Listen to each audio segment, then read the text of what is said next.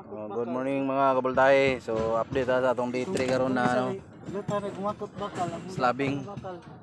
So far mga kabultahe, mag alas 10 na sa buntag. Grabe na kainit sa ano, sa area. So mo gini atong ginabuhi as a construction worker mga kabultahe. Lagi tayo mahimo kay kailangan magita mo bulad sa init para lang sa mga abang na to. So, yung ani mong nga technique sa construction mga kabultahe, mas makatipid ka mas makatipid ka oras, mas makatipid ka labor. Kung ang ani mong style na mag-slab ka, magabang. So, dako kayo diferensya kaysa mag-actual ka. Pero kaning gid siya nga naka-design gid siya nga i-slab gid nimo ang mga abang nimo mga kabultahe kay wala mo gud siya ceiling, school building man gud ni. So wala siya ceiling. So nindot yun nga slab gid mo niya. Kailangan 6 to 8 yun na pag slab nimo mga kabultahe. Accurate yun siya.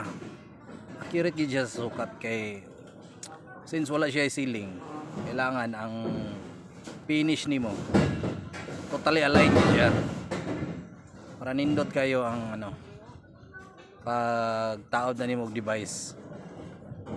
So nga na mga kabultahe, isa na siya technique sa construction na kailangan sa inganing status makabalo yung ka na mapasikot-sikot sa inganing mga pamaagi sa pag-slab.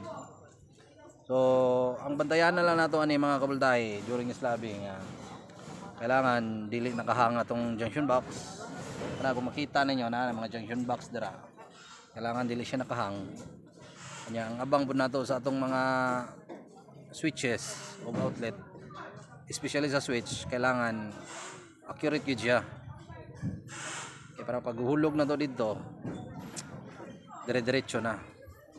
Kanya ang isa na to bantayanan na ni mga kabultahe, since nakalatag na ta, kanya daghan kayong mag-agi-agi, kailangan makantayan yun atong pipe nga dili mayupi, na dili mga lumping kay delikado.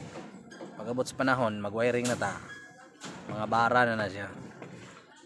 Kailangan mga kabultahe na itong mga joint naka PVC solvent yun siya, dili siya matanggal. And then kailangan nakagaid yun ang mga PVC na to mga kabultahe, nakagaid yun siya kay during ra ba pagbuhos pump kusog kay pressure. So kailangan nakagunit yun siya para dili basta-basta matandog, dili mga iswag. So muna mga kabultahe, muna itong katikaran dre. Ang going na mga kabultahe, pero grabe ang adlaw. Huwag yun nilaban sa mga. Pero dili kita mapilde mga kabultahe kay pobre man tang inatay ta. So lang, laban lang yun ta, tanawa mga kabultahe. Pastang inita. Pero laban lang ta mga kabultahe. So ingana itong katikaran dre. So kung inyo na mapansin mga kabultahe,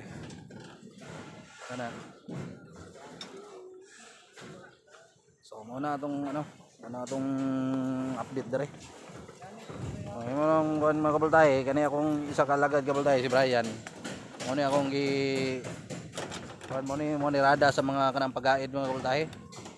Out kini mo guide kay may kini mo gamit og steel hook mga kabultahe. Kani yang utol ya si Marlon Chicks boy. Mo na i-fix abang. So ingana mga katikaran diri mga kabultahe, kaning mga nakita ninyo diri nga mga porma mga kabultahe, itauray pa na nila sa sa siding. So para sa siding ba ni? So ongoing pang ilang pag-install sa siding so far dito sa gilid na naka-siding na sila dito nga dapit.